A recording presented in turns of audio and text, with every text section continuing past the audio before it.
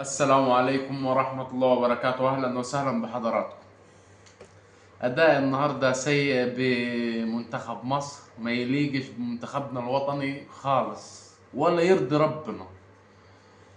أول شيء ولا يرضي ربنا فعلا، والله أداء منتخب مصر ما يرضيش ربنا. أول شيء يعني إحنا رايحين البطولة ليه؟ ده أول سؤال. يعني إحنا لو رايحين البطولة عشان نروح ونتعادلوا أو نخسروا ونرجعوا، ما نروحوش أحسن.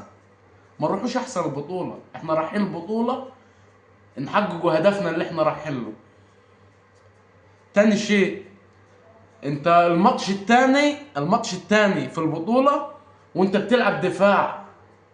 انت بتلعب دفاع ليه؟ انت بعد ما جاء الجون فيك في الشوط التاني انت بتهاجم. انت مستني يجي فيك جون عشان تهاجم؟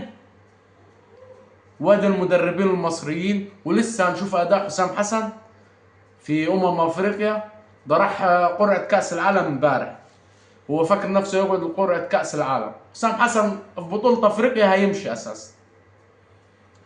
وبصراحة الواحد مخنوق. وكان معكم إبراهيم محمد، والسلام عليكم ورحمة الله وبركاته.